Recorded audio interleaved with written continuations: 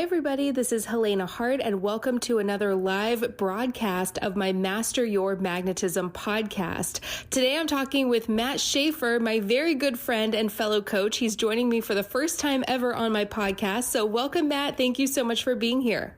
Hey, Helena, I am so excited to be here. Congratulations on the podcast. You're inspiring me. I want to do one. It seems like fun.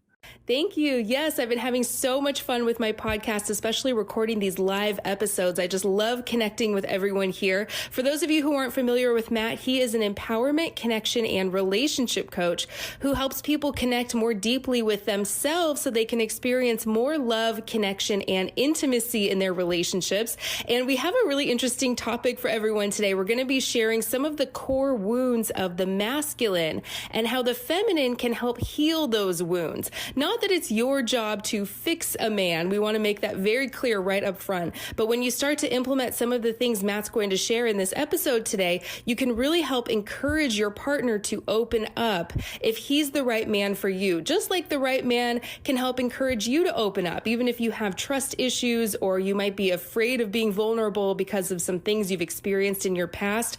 I imagine a lot of these things we're going to share today go both ways. Matt, do I have that right? You do, yes. And a caveat, I am a coach for women. I don't coach the fellas. I'm all about helping women understand and connect with men better and create deeper empowerment for themselves, through their relationship. I think relationship is an incredible vehicle for growth and transformation, Yes, my audience on this podcast is mostly women. I do get some men listening from time to time, but we're going to be talking about this from the female point of view today. And of course, Matt's going to be sharing his masculine perspective, although I imagine a lot of these would go both ways. So I'm really looking forward to diving in. Matt, what's the first thing you want to say on this topic? Well, I think a great place to start, right, is to recognize that relationship. I love this quote. The relationship is a hospital for the soul, in that we both enter into relationship with our wounds, right? With our baggage, with our past, with the things that we've experienced and some things that we may be holding on to along the way. And there's a sacred opportunity for both people in relationship, both the masculine and the feminine partner in relationship, to really be mirrors for each other, to help each other see and understand the wounds that the other person has and to help them heal, right? So again, it's not about you healing this person. It's not about you fixing this person, okay? It's not your job to make someone better, but you can be an inspiration and a catalyst for incredible healing and growth, particularly again, speaking heteronormatively, right? Particularly as a woman in relationship with a man. So you have a superpower as the feminine force in a relationship to heal the wounds of the masculine, because many men, I would say most men, have wounds around the feminine. Like we have deep wounds around the feminine, and I'm going to outline some of those for you so that you can start to look for them in your own partnerships and in your own relationships with men, and then help you understand some different ways that you can start to help your partner work through them. Does that make sense? Absolutely. I think that would be a great place to start. I'd love to hear a little more about how some of these wounds develop, and then what are some of the most common core wounds of the masculine? Okay. Well, yeah. So again, men have some really universal wounds around the feminine, and recognize first off that everyone is a blend, a balance of masculine and feminine energy. All men and women have a combination of both within them, and wounded masculine energy or wounded energy for the masculine is often a man who has been wounded in his relationships or connections with women in his life, which has then impacted his own relationship with his feminine energy. Okay, so when men have a dysfunctional relationship with their own feminine side of who they are, it can lead to them becoming toxic masculine, okay, and becoming over-aggressive, over-assertive, and not fun at all right? So some of the core wounds that most men have, okay, one of the primary ones is mama trauma. Okay. And this goes back to we've talked about this before, but I think it's important and critical that we address it again, right? Is that most men have some type of wound around their mother, right? Because every man is at his core, he's a little boy. All right. He's a little boy. And when he was a little boy, he has a mother, right? He had a mother, And one of the biggest traumas a man has, or a little boy would have growing up, is when his mother would be mad at him, when his mother would be like dictatorial to him, tell him what to do, or even when he would just disappoint her. Right. And so like a lot of men have a degree of mama trauma where if a woman in their life comes to them with this really like over aggressive energy of, you know, hey, get out here and do this or else. And it comes to them in a very sort of like tyrannical or aggressive way. It's going to activate that mama trauma of, oh my God, I'm in trouble with mom. Right. Because, you know, if mom asks you to take out the trash and you as a boy were like, oh, I don't want to take out the trash, mom. Well, do it because I said so. Why do I have to do that? Because I told you so, because I'm your mother.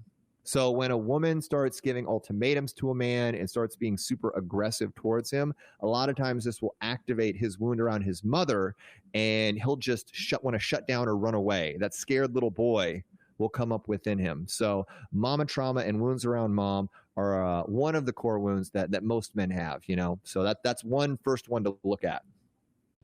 That is so interesting. I actually recorded a whole podcast episode with Rory Ray on this very topic. It's called Men Choose Women, based on this strange combination. It was so interesting. In that episode, she was talking about how men can be drawn to women who embody certain aspects of his mother, the best qualities of his mother, but how they can also be repelled and turned off when a woman starts acting like his mother in more conscious ways, by nagging him or telling him what to do constantly, or smothering him, or making him feel like he can never do anything right, or he's just not good enough, or she's disappointed in him constantly. It was just so interesting. I highly recommend checking out that episode. We talked for over an hour just on this topic. And Matt, I would love to hear a little more. How can a woman recognize that a man has mama trauma? Well, if she, it's often good to start by looking at yourself, right? To look and reflect upon what is your energy towards your partner. Do you constantly feel like you're having to mother him? Are you being hyper controlling with him? Are you constantly feeling like you're having to clean up after him? And do you have sort of like, it's sort of like a toxic codependency where you feel oftentimes more like his caretaker than his partner? A lot of times if you're showing up that way, or if you're getting frustrated and you constantly find yourself having to badger him and nag him, and the energy you're getting back from him is he's checked out, he's apathetic, he's resentful, he's just sort of disconnected. You're dealing with a man who is emotionally shut down because he's basically started to categorize you like his mother. And he's shutting down from you the same way he would shut down from his mom telling him what to do when he was little. So you want to be conscious, you want to be careful about that dynamic, because it's easy when you see it, when you feel a man start to pull away and start to check out, to want to be more aggressive and to want to kind of like grab him and pull him back towards you because you're afraid of losing him. And unfortunately, if you respond to mama trauma and the depolarization that goes along with it, if you respond with more aggression or more authoritativeness, you're just accelerating pushing him away. You're aggravating it even more. So the answer is never to come back at him with more of that same energy, hoping that it's going to, you know, achieve a different result. You want to be really conscious of, you know, coming to him from a space of partnership, coming to him as an equal, coming to him as his lover and as his friend, rather than as this maternal figure or this matriarch in his life. You're not his boss. He doesn't want a boss. He's got a boss probably, you know, at work. And he grew up with a mom who, you know, was a boss in a way to him.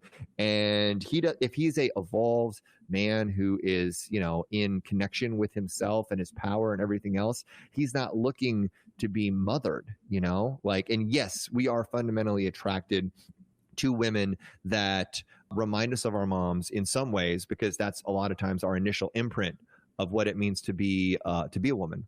So, you know, we're going to be drawn to women that are like our mothers, but if they embody those depolarized like mommy traits in relationship, that's gonna shut us down big time. It's kind of a funny contradiction, you know, how men are attracted to their moms and then also are repulsed by them at the same time. It really is fascinating. It's so true what you said, too. If you're acting like his mother, he'll often start treating you in a way that he treated his mom when he was an adolescent, perhaps just growing up, trying to individuate or become his own person. So nagging a man, making him wrong constantly, or telling him what to do over and over just does nothing for romance. It absolutely destroys the connection and intimacy between the two of you. We could probably talk forever about this one, Matt, but I'm really curious about some of these other masculine wounds. What's the next one you wanted to talk about? Another one of the huge wounds and stories they have is around vulnerability. Okay. And it's this belief that vulnerability is a liability, that vulnerability is weakness, that vulnerability is something to be avoided at all costs, right? So a fear of vulnerability, and that belief comes from a wound that, when a man was vulnerable in the past, whether in relationship with his family or in relationship with other women, that he was exploited for that. He was punished for that. A lot of times it happens from a masculine figure in his life, right? Because a lot of times we have fathers or men in our life that tell us that if you're being vulnerable, then you're a pussy, right? You're being weak. And so, or we try to be vulnerable to a woman that we like and she shuts us down or rejects us. We have early trauma around that. And so we just create this belief, okay, well, then I guess vulnerability is just leads to pain. So I'm just not going to be vulnerable ever again. And that's something that men can really internalize that can lead to them just completely putting walls up and never being open and vulnerable with their feelings because they just think it's going to hurt them. That is so common, especially in men. I hear from women all the time who have men in their lives who really veer away from opening up and being vulnerable. I see a great question in the chat from B. Mitchell. She says, what if he doesn't want to open up? Would this be a good time to talk about this, Matt, or should we save the questions until the end? I'm going to go through some different ways to do that, but B. Mitchell brings up a great point. Like, what if he doesn't want to open up? And that's a great opportunity for you to start asking and for you to start exploring instead of being frustrated by the fact that he doesn't want to open up and taking that personally or creating a story around, what that means about you. Instead, getting curious with him and asking him questions that help you understand why he doesn't want to open up. Because I guarantee you, he's got at least what he thinks are really good reasons for not wanting to open up. Because either in the past, he was torched when he opened up, or his dad, told him that if he ever opens up to anybody, that he's setting himself up to be, manipulated or exploited. Or in his childhood, anytime he would be vulnerable with his mother, she would emotionally blackmail him with that. I mean, there could be 100 different reasons why he doesn't want to open up. And once you get to the core of his why, what's at the root of that, then you can start to help him understand that just because that happened back then doesn't mean that that's going to happen with you, because you're not that person with him, and also that when he opens up to you, that the two of you are going to be able to have a better relationship. You're going to be able to have better sex. You're going to be able to have more fun with each other. And it's something that you need, right? Being able to powerfully express your needs is absolutely critical in a loving way. And we're going to dig into that a little bit more later. But again, I think one of the biggest things that people do in relationship that short circuits relationship and drives wedges between people is taking the behavior of their partner personally rather than taking a second and taking a deep breath and taking the high road and instead asking, okay, I understand. Like if you, for example, you catch your partner, watching porn or something, instead of creating a huge story around what that means, and he must not want me, he must be attracted to other women, he must be cheating on me. Instead, getting curious about what led him to that behavior, asking him that from a space of safety and curiosity. That's how you create deeper connections. And that's how you work through things within this hospital for the soul that is relationship. And that's just a great sort of mantra. It's not about me. Let's get to the bigger why of the whole thing. So we'll unpack that more though as we go here. Yeah, feel free to type some more about your situation into the chat if you'd like us to help you out more as we go along here. And by the way, I did want to mention that Matt is offering his Mastery of Connection course totally free to the women in my community. This is his signature course. You know, I offer so many amazing ebooks and programs from all of my expert friends to the women in my community, and I'm always very clear about this. If you're going to take one course, I recommend definitely take this one from Matt, because it will just change your life. We've had thousands of women literally from my community go through this course, and they all say that it's been so transformational and life-changing. We have women who have gone through it who are now married or in committed relationships with the man of their dreams. And I just can't recommend it enough. You'll get personalized coaching and this in-depth course material from Matt. And we'll talk more about that at the end. But if you're interested, that'll be the first link in the description. Matt is opening up another round of this course in February, but I wanted to offer it now because spaces are limited, since you'll be getting a lot of personalized coaching. So I wanted to make sure, if you'd like to join, that you have the opportunity to do that. Even if you're listening to this after February, I still highly recommend clicking on that first link in the description or episode details and applying to be a beta tester. That will get you on the waiting list for the next time Matt opens up another round of this course. Again, it's totally 100% free, and I highly recommend it. So we'll talk a little more about that at the end, but I just wanted to mention it now before I forgot.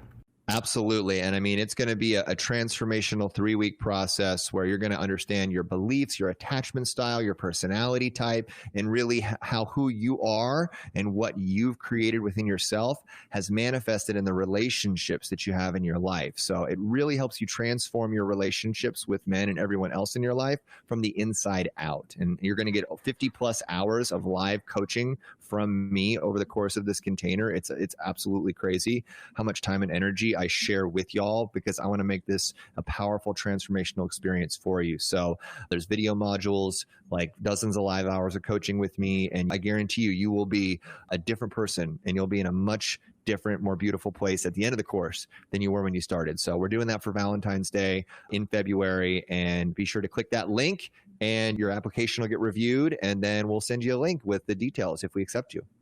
Okay, great. So I see another question in the chat from Angela that relates to what you were talking about in terms of some of the reasons why a man might be hesitant to open up and be vulnerable. She says, once we know the reason why, how long should we wait for the process to evolve? I'd love to hear your thoughts on that question, Matt.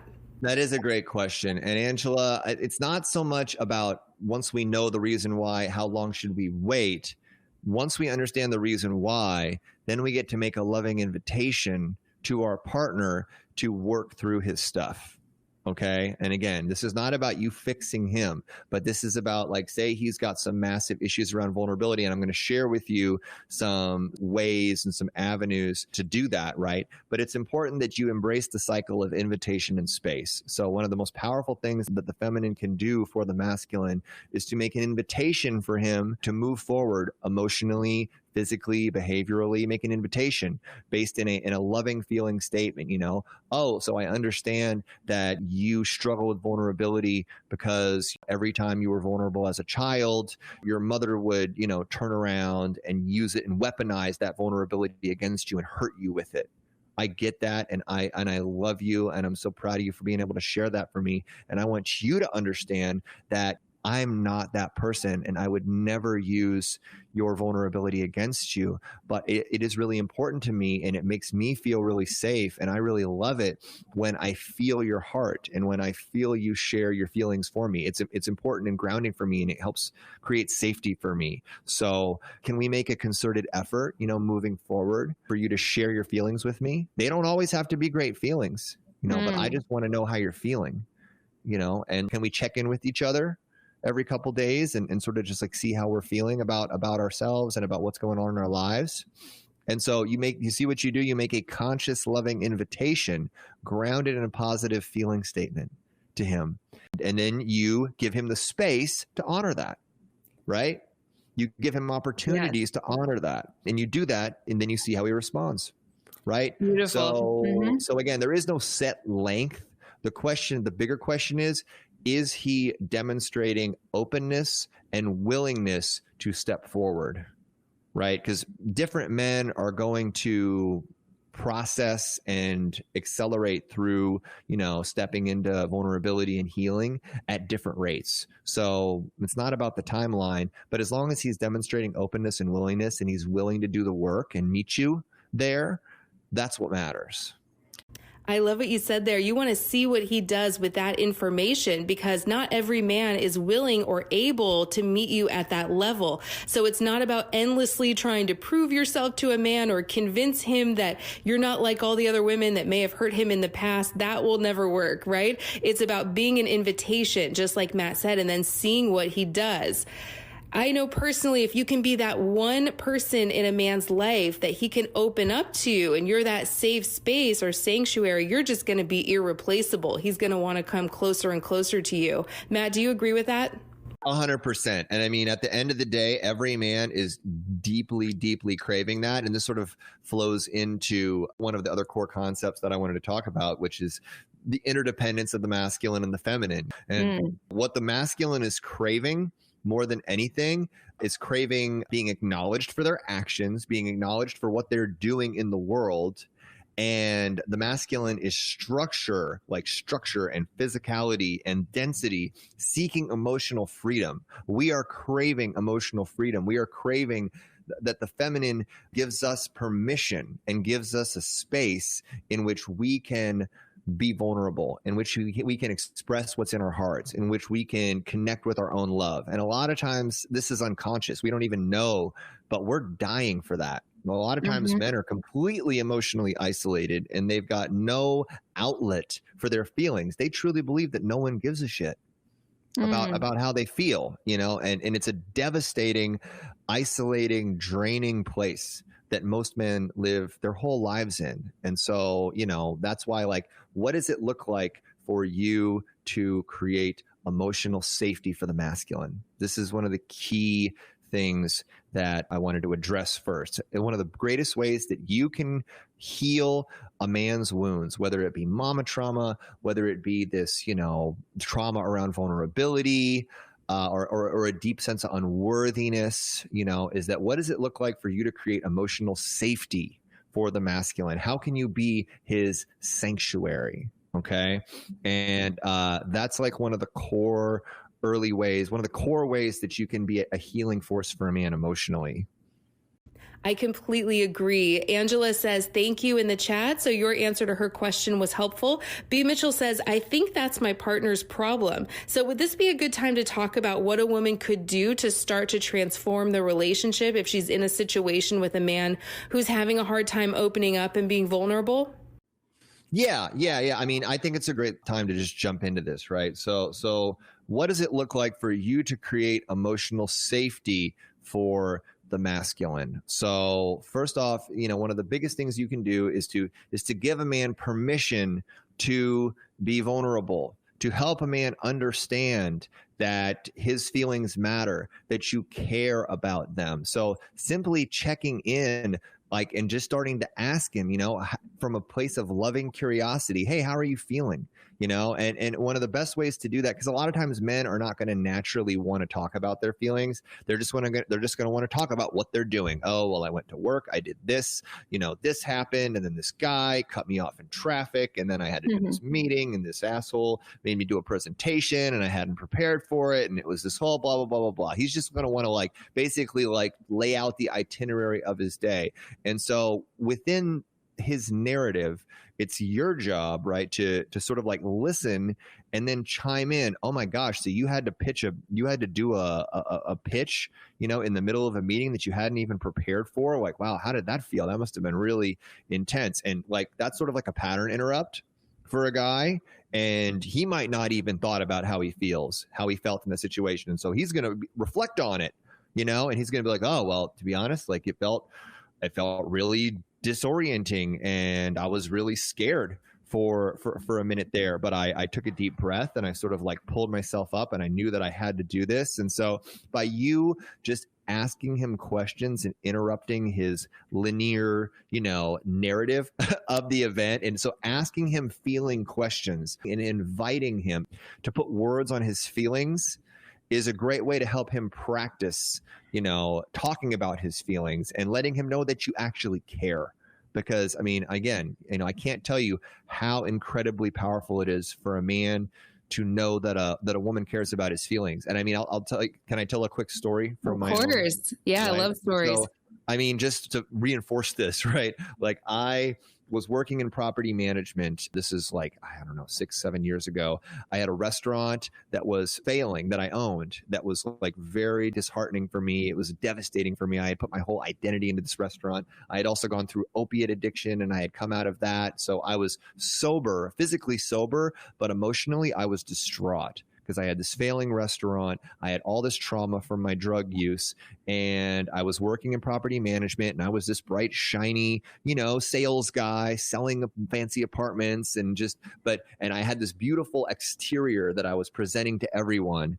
And I didn't talk about my feelings to anyone, because I had firmly believed that nobody gave a shit about how I felt. And also that if I talked about it, that I was ashamed. I was ashamed of my feelings. I was ashamed of where I was at in my life. And I had a woman came and sat down next to me, and I had never met her before. It was her first day on the job, and she looked over at me, and we were talking for about 5 minutes. And so I barely know this chick, and she looks over at me, and she's like, I think she could see it.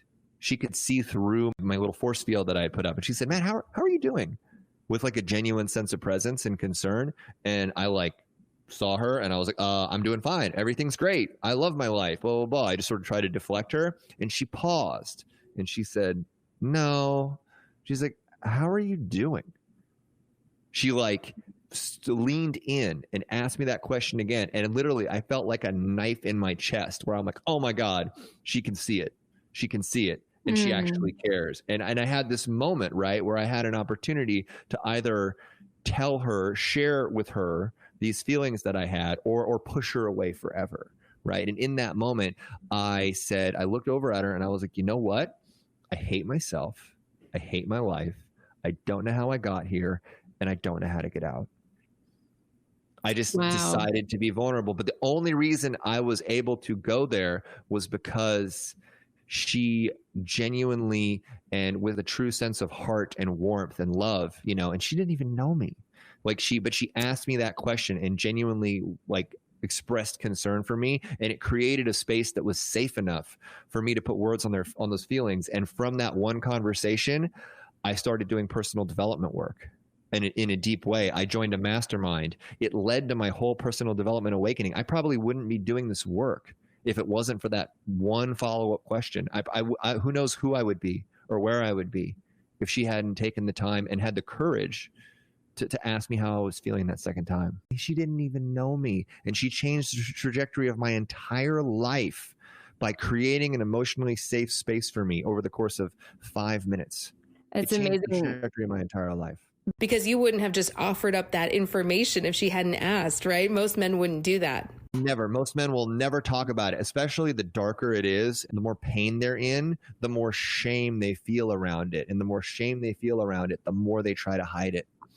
And so again, B. Mitchell, if your partner is not wanting to open up to you, chances are he's got a lot of deeply internalized shame around his feelings or around his anger or rage or whatever it is. Like, men feel like they're not allowed to be angry. They're afraid that if they scare a woman, that they're going to be demonized for it, that if they express rage or anger about anything in their lives, that they're going to be demonized for it to women. Does that make sense? It makes perfect sense to me. I know you've mentioned in other interviews and live streams we've done over on my YouTube channel that most men will default towards not being vulnerable. It's just easier for them to not open up and keep everything all inside, right? It is. It's the default setting for men is to just keep pushing and keep going. Fuck your feelings. It doesn't matter. No one cares. All that matters is what you're doing and what you're creating. And also what you're creating is probably not enough. And that's another core wound that I wanted to address, up before we got to where we're at right now. Oh, yeah. Is this sense of unworthiness based on lack of achievement. It's another core wound that men have, where no matter what they've done, no matter what they've created, it's not enough. It's not enough to make them worthy of love. It's not enough to make them worthy of relationship. So most men, rich or poor, quote unquote successful or not successful, most men have a lot of shame. You know, their unworthiness is tied to their perceived lack of what they've created in their life, in their career, right? Because we put a ton of pressure on ourselves to create and to build, you know, whatever it is we're building in our lives. And so a lot of men have a wound around, well, I'm not enough because I haven't, you know, made X amount of money, or I haven't gotten to this stage in my career, or I haven't done this thing with my business, or whatever. You know, it's another core wound that, you know, you can deeply heal a man for that as well. But really, this whole emotional safety piece is just absolutely critical. So what does it look like for you to be an emotional sanctuary for a man, right? It's asking him feeling questions. It's inviting him to put words on his feelings. It's also, you know, taking the time to lead with vulnerability, to share vulnerably what's coming up for you, and not in a way that's necessarily weaponized against him. Because that one of the reasons men have trauma around vulnerability is that a lot of times with their mother or in other relationships, the only time they experienced a woman talking about her feelings was when that woman was super pissed off at him. You know what I'm saying?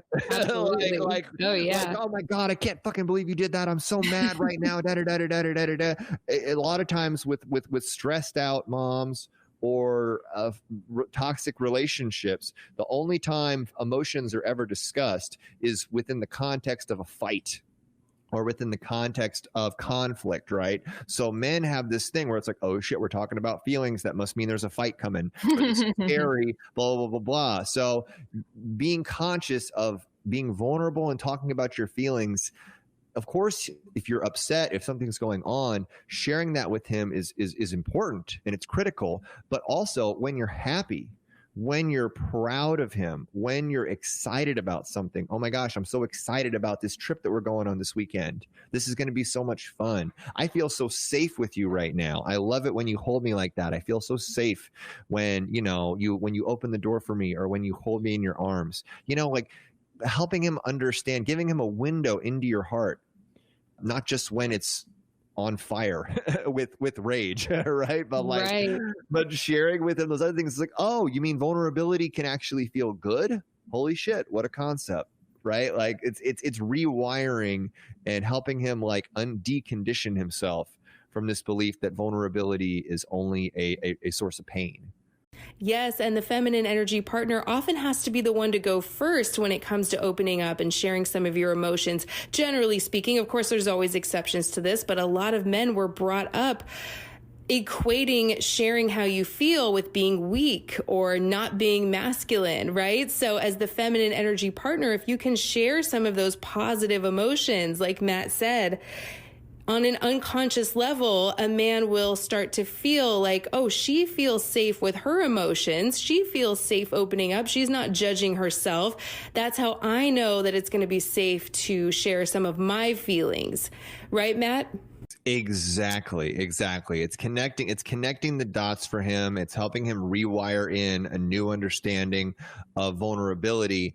And also another key way to do this is to help him understand that the relational container, right, the two of you are within, is a judgment-free zone where he can share his feelings without punishment, without judgment, without retaliation. So this is an important thing that you can do for men, where, you know, asking him how he's feeling and then also letting him know, hey, if something's coming up for you, if you're not happy with me, if you're not happy with our relationship, if you're frustrated, if you're sad, if you're angry, whatever, I want you to know you can express that to me, whether it has to do with me or not.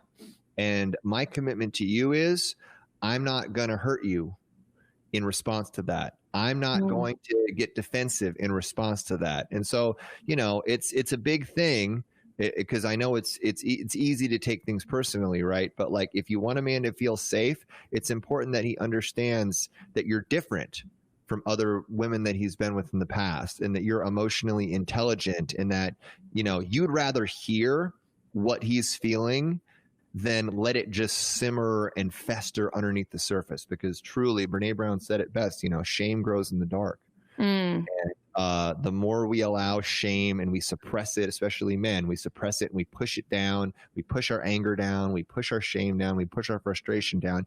It ends up just erupting in toxic ways, or it depolarizes our relationship and leads to us checking out or seeking escapes elsewhere, through emotional infidelity or physical infidelity.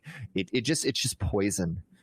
So it's better to bring these things to the surface and work them out than to just let them just sit and fester, Yeah. And as you're talking, Matt, it's really hitting me that these are qualities that you want to look for in potential relationship partners too. For all the single ladies listening, you want to be with someone who facilitates your feelings and encourages you to open up and doesn't punish you for bringing up something that he doesn't want to hear, or doesn't use your emotions against you. You want to be with someone who's emotionally conscious and intelligent. So it's not about walking on eggshells around a man or coddling his ego. It's just the opposite. Matt, would you agree? 1,000%. I recently had a relationship where, I don't think I ever fully understood what it meant to be walking on eggshells emotionally with a partner. But in a recent relationship, I had to do that in my last relationship, and it made it very challenging. It made it very challenging to be emotionally safe when you feel like there's a number of different topics and themes and a bunch of different things that just you can't touch, you can't talk about. Like, you can't talk about anything that could potentially set off your partner because they're going to go off on you about it. Mm-hmm.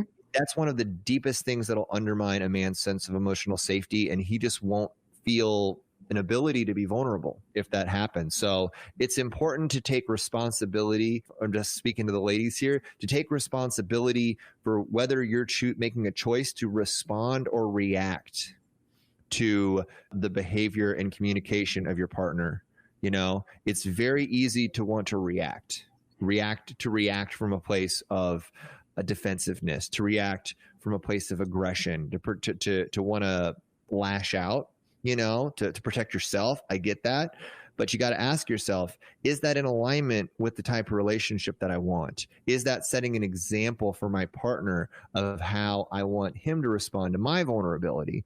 No, you always want to make the choice to respond from a place of, I want to be in a relationship that practices radical vulnerability. I want to be in the type of relationship where me and my partner can share with each other our feelings and our thoughts and our pain and our joy without any fear that the other person is going to hurt us for that.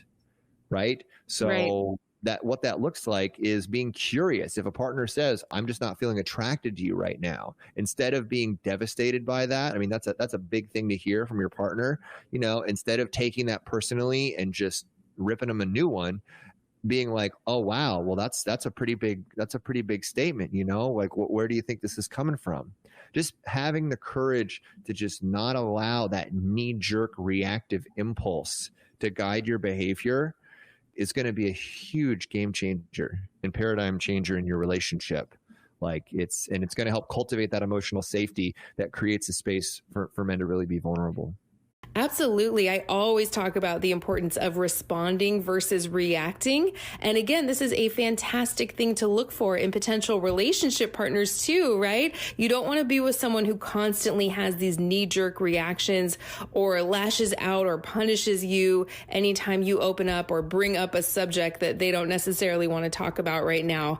So this is great, Matt. Is there anything else you have to say about these core masculine wounds, or how the feminine can help the masculine open up and be vulnerable? Absolutely. So a few other deep and important things are, this is a little counterintuitive or whatever, but actually lovingly expressing your needs and boundaries to him is absolutely a critical way to help a man heal, because a lot of men's trauma flows from just walking into a woman's red zone, walking into a woman's own woundedness or her own whatever, and then being punished or retaliated about it, right? So men are actually craving, they're craving structure. Men, for the most part, particularly in relationship where we don't really know what the hell we're doing, a lot of times we're craving structure. And so by you talking in a loving way about what you enjoy, what you like, talking about what your preferences, what your cravings, what your fantasies are in bed, what you want emotionally from him in relationship, the type of conversations you like to have, the things that you love to do. In the words of the great Dr. Evil, right, from Austin Powers, throw us a freaking bone here. Throw us a bone. Let us know. We are not mind readers. And the more we know and understand your needs and your wants and your desires and your fantasies, the safer we feel with you. And the more guidance that gives us to make you happy. And fundamentally, if a man cares about you, if a man's heart's in the right place with you, there's nothing more important to him than making you happy, right?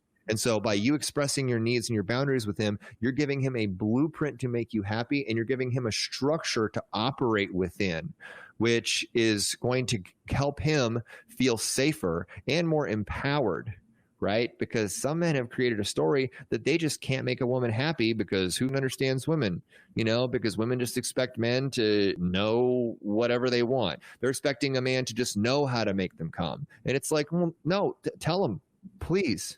Tell him what you want. Tell him what you need, physically, emotionally, spiritually.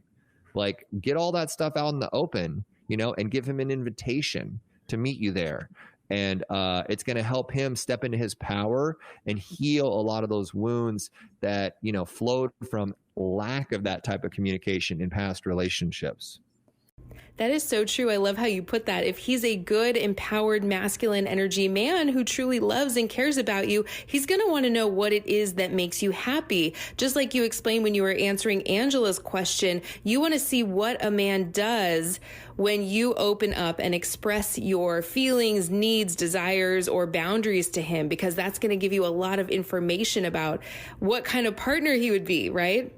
1,000%. Yeah. And I mean, that's the thing when people, Maya Angelou said, right, when people show you who they are, believe them. And at the end of the day, a man's character and his integrity is expressed through his consistent behavior over time. So it's not your job to force him to be the man that you want him to be. It's not your job to try to mold him in a certain way.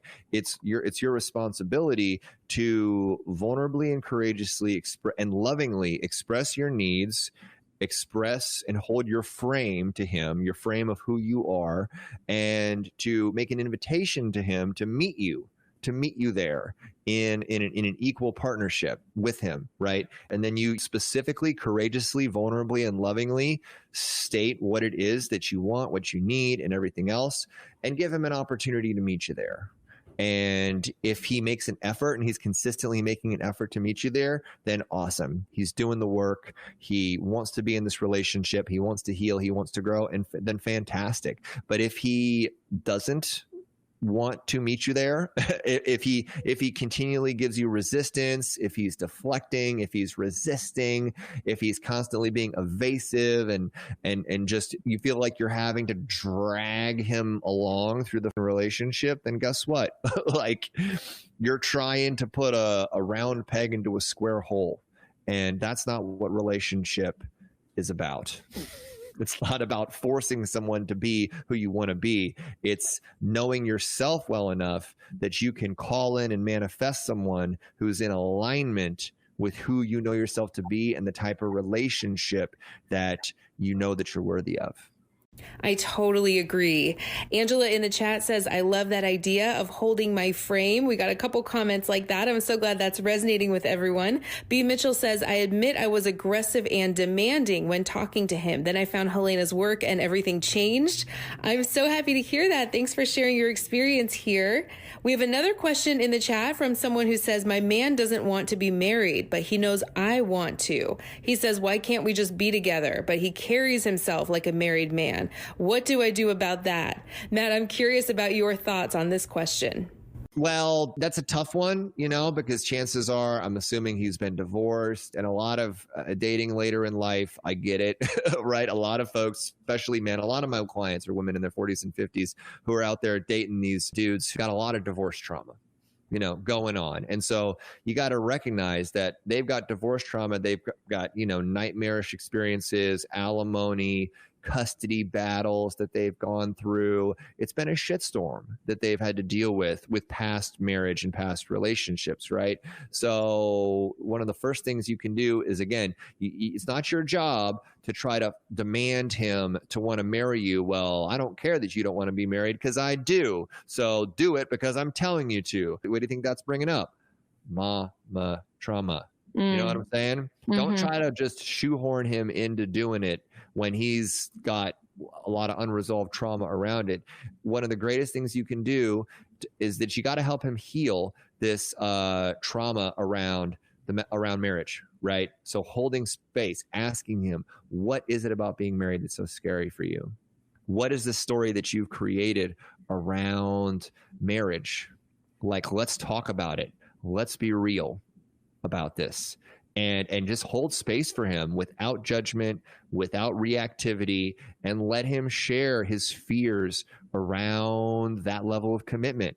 Let him share his story of how his ex-wife took half his shit and alienated his kids against him and whatever else. Or maybe it's not even his marriage. Maybe he saw a friend get absolutely destroyed by a wife in a marriage process, or his parents, maybe growing up. Exactly. Mm-hmm. Yeah. And she says in the chat, my partner feels like he doesn't deserve to be happy. And yeah, that's a huge thing. And that's actually the last thing I was going to say. Let's get into that. The last way to help a man, heal his deep wounds is to let him know in every possible way that you can that he is accepted for who he is right now.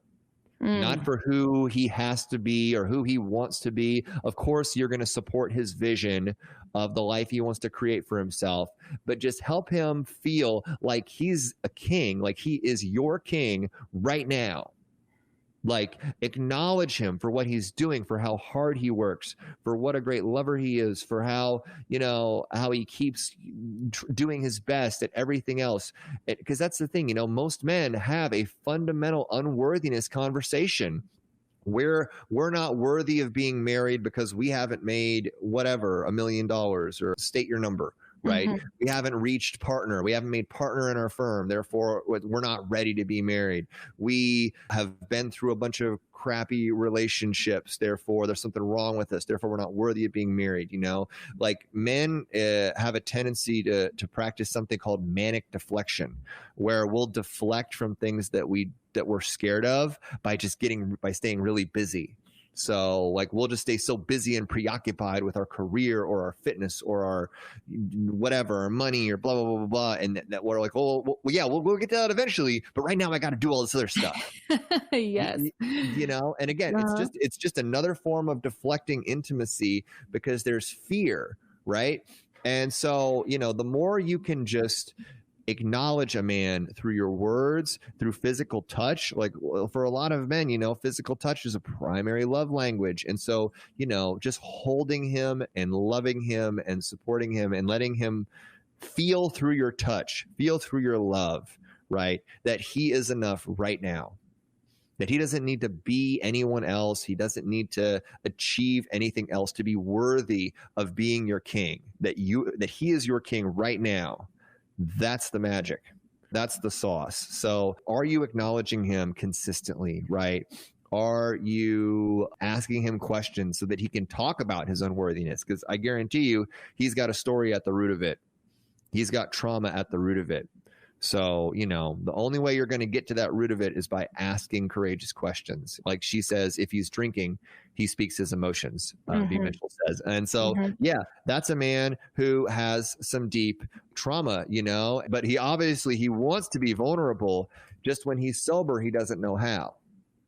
He only knows how when he's drinking. Like it's the only time where his fear and his resistance goes down enough that he can let that out. And I used to be that way too.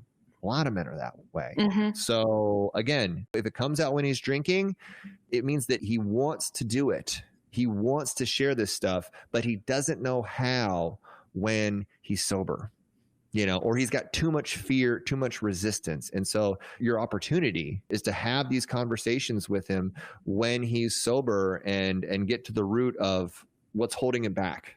And you can cite him like, wow, well, when you have, a couple scotches, I love how vulnerable you are. I love how you talk about your feelings. And it's interesting that we never have these conversations when you're not drinking. Mm-hmm. And again, these aren't the easiest conversations to have, but they're so powerful. And they're one of the greatest ways you can heal a man, by helping him open up. You know what I love about that? I think a lot of people might say, well, he doesn't want to get married, just dump him and move on. But a lot of women aren't ready to do that. You might be heavily invested in this relationship or really in love with this guy, and he might be a great partner. You might be aligned in every other area. So why not say something like that to get clarity before just walking away? This gives the relationship its absolute best chance of working out before making such a drastic decision like that. It's so important. If you say something like this to a guy and he says, no, I definitely don't want to get married, it's never going to happen, and that's something that's really important to you, okay, now you have some decisions to make. But this, like I said, gives the relationship its best shot of working out and seeing if the two of you can both get your needs met. So I love that. Angela in the chat says, that's powerful. I had this conversation with someone I'm dating. Initially, I reacted, then I changed my approach, and he was so open and I understood where he was coming from. I let him know that it made me feel safe to be vulnerable and share with him. That is beautiful, Angela. Thank you so much for sharing your experience here. I'm happy to hear that. Dana says, Matt, what can I say to a man who has these core wounds you're talking about, but we're broken up because of this? Great question, Matt. I'd love to hear any advice you have for women in this situation. So when you say you're broken up because of this, that's the first thing to look at. So when you say you're broken up because he's wounded, then the underlying assumption is that a man shouldn't be wounded, that a man shouldn't have these wounds. And the bottom line is we all have wounds. And one of the biggest things you get to look at is, why are you taking this personally? Because I guarantee you're making this a conversation about your own value and your own worth. And one of the deepest things I can tell you is that your worth and your value is not determined by anyone outside of yourself. Okay. Mm-hmm. A man's wounds and a man's trauma are not correlated to your value in any way, shape, or form. Okay. Your only job and response, I like to say it's a sacred responsibility, right? We have a sacred responsibility as partners in relationship to give our partners opportunities to heal. It is not our responsibility to sacrifice ourselves for our partner's healing or their inability or resistance to healing. You know what I'm saying? Mm-hmm. So if a man is wounded in any of the ways that we've talked about, and it's okay for you to be devastated by it, it's natural. That's the natural reactive thing to do. But then there's also an opportunity for you to take a deep breath, remind yourself that your value isn't determined or dictated by what's going on with him, and to look with curiosity, almost be a witness to his trauma. Ask him these questions, be curious, and give a loving invitation for him to start looking at his shit.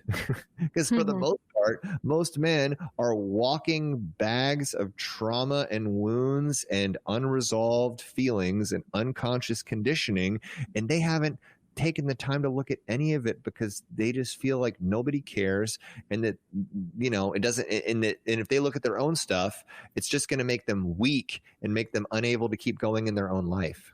Okay, so be that sanctuary that gives a man permission to slow down and look at himself, and gives him an opportunity to start doing that deep inner work and healing and cultivating self-awareness, like all the things that outside of a relationship 99% of men are just never going to do it. So again, Dana, you have a sacred opportunity and a sacred responsibility to, give him the option to do the work. You can't force him, and he'll either do it, he'll either move forward after you make this invitation, this loving invitation to him, or he won't.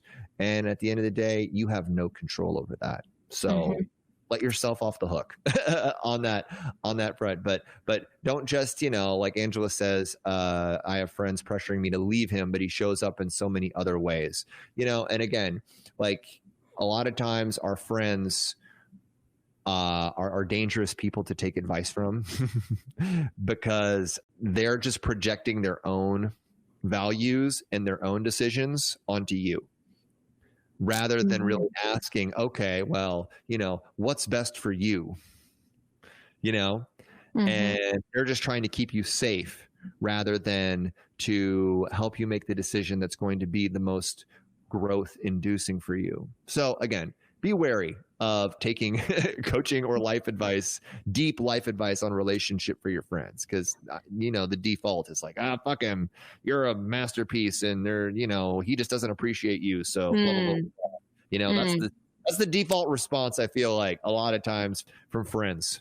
That is very true. Okay, Dana wrote back in and said, I agree. A few people are typing in the chat that they agree with your advice there, Matt.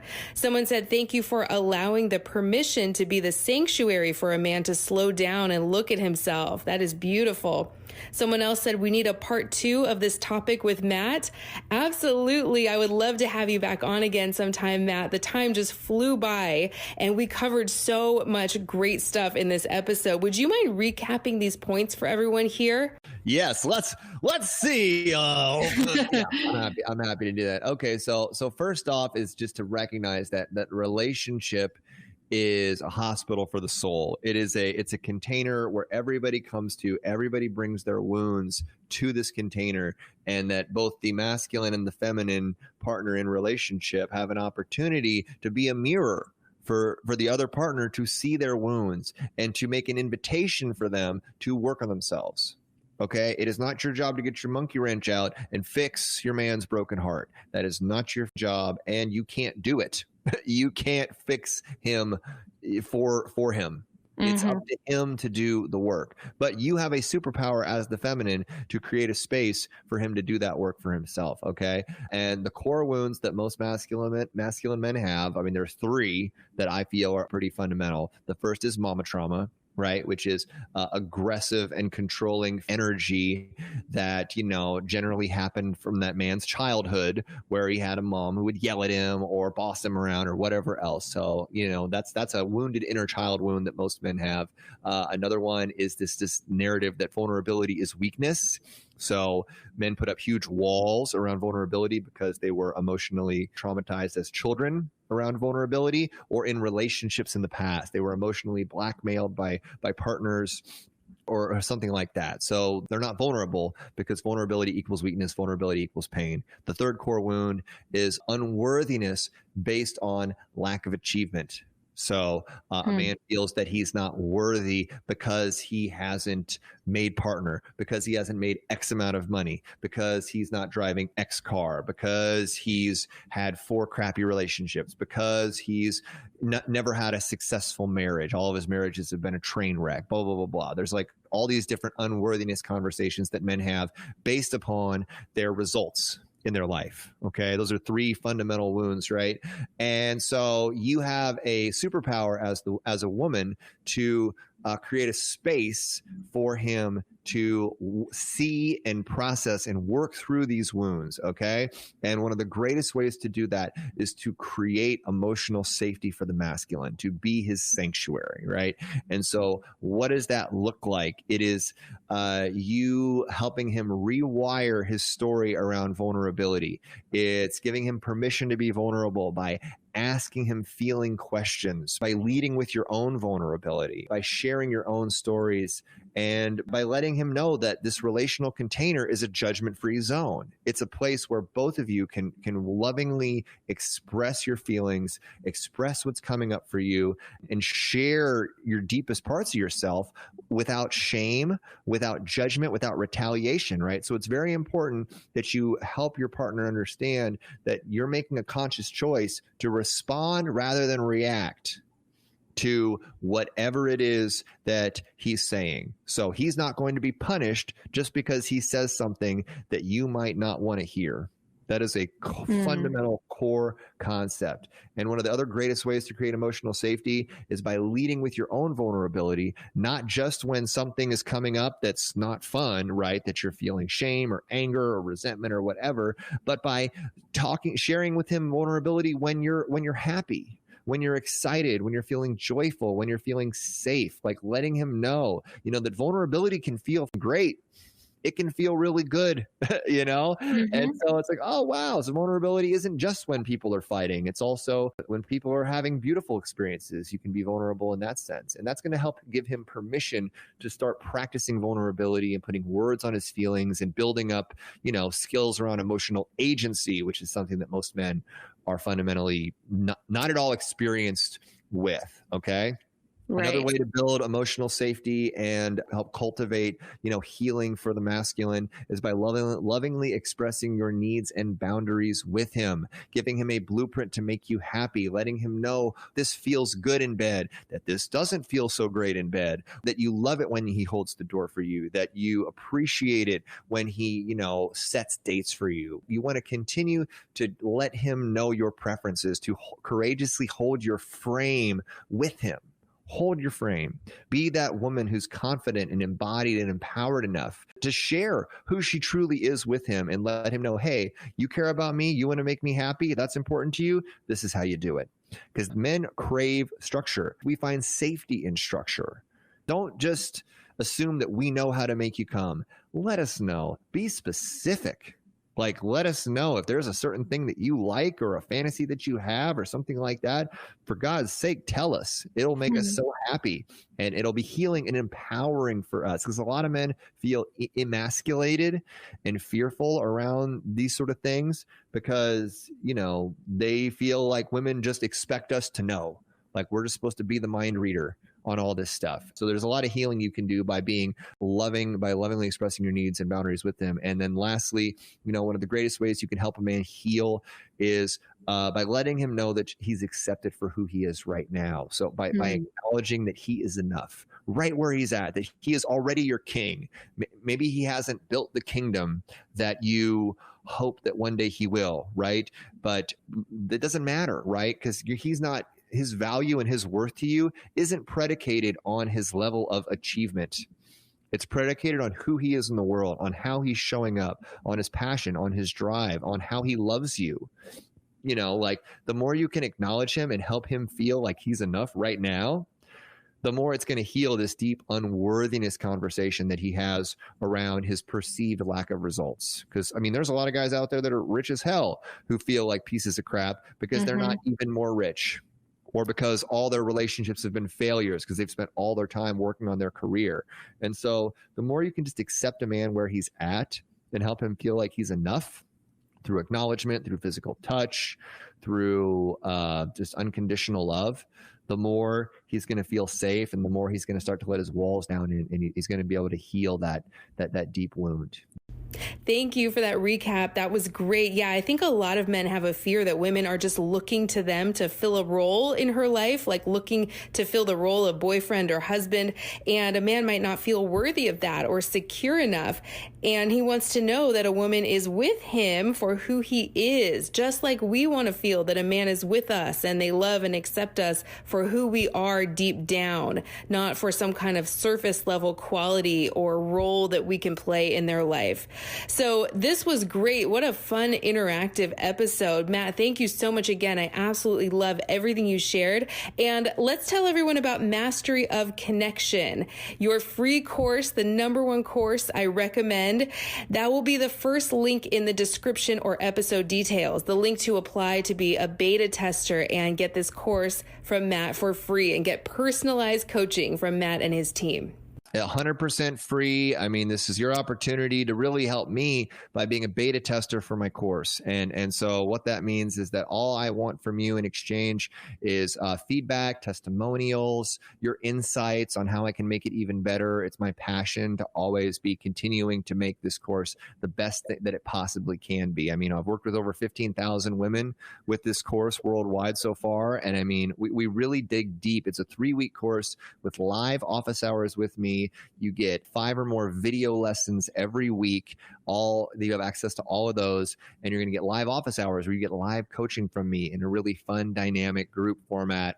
And then in the 3rd week, I do like 45 hours of live workshops really dynamic live workshops where I coach and I share different principles on how you can become irresistible to the life and love that you want, right? It's called Mastery of Connection because it's meant to help you understand how you connect with yourself and others. So I help you identify and reverse any beliefs that aren't serving you when it comes to relationships. We look into your attachment style. We look into your personality type and impact how those are making a difference in your relationships. I mean, all these things are absolutely huge, right? They're huge components of what it means to be in relationship. And you got patterns associated with that you've probably never really looked at. So it's a sacred process. It's something I do with all my one-on-one clients. And if you just show up and do the work, you're going to have a completely different understanding of yourself and why you've had the relationships that you've had. And you're going to be able to have completely different, more dynamic, more vibrant, more fulfilling relationships by the end of this. So again, it's a transformational 3-week process. It's a huge adventure, and I'd love to have you join us. So be sure to click that link. And that party will be starting in February. We'll be doing it before Valentine's Day so that, coming into that beautiful love holiday, you'll be doing that work on yourself. So you can be, it doesn't matter if you're single or in relationship. It's a profound experience. It will vastly benefit you either way. It'll either prime you to be the best partner you can be for your future partner, or it'll help you revolutionize your current relationship. Either way. It's amazing that you're offering this for free. It's just my favorite thing to recommend to the women in my community. It's so transformative and life-changing. I just love seeing all the testimonials from the women who have gone through this course. Matt, if someone finds this podcast episode after February, can they still apply? Would you recommend that they still apply to be a beta tester and get put on the waiting list in case you open up another round of this course later in the year? Absolutely. You'll be on the wait list for our next round, which we'll probably be doing one later that year. But yeah, be sure to sign up, and you'll also get, you'll start getting weekly emails from me. I do different weekly talks, and I'm always providing a ton of value for you. So even if it's after February, be sure to sign up. You'll be put on the wait list. You'll get priority access to my next beta, and you'll also get a ton of value just from being connected to me, I promise. Perfect. So you can always apply to be a beta tester for Mastery of Connection, no matter when you're listening to this. And again, it's not just free to apply. The entire course is free, and you'll get lots of personalized coaching and help with your unique situation. So Matt, this was fantastic. The time just flew by. I had so much fun talking with you. I really hope we can do this again soon sometime because I love everything you shared here today. Thank you for everyone who joined us live. We loved getting your comments and answering your questions. If you're listening to the replay of this on Spotify or Apple Podcasts or anywhere else, and you'd like to join me for my live podcast recordings, I'll include a link to download the Bullhorn app in the description or episode details. Obviously, you can't go live on Spotify or Apple at this time, so I go live using Bullhorn. It's totally free, and I just love connecting with my community live this way. This is one of my favorite things to do. Matt, thank you so much again. I hope we can do this again soon. You're so welcome, Helena. It's so nice to connect with y'all. I'll see you in Mastery Connection. Yes. Bye, everybody. Bye-bye.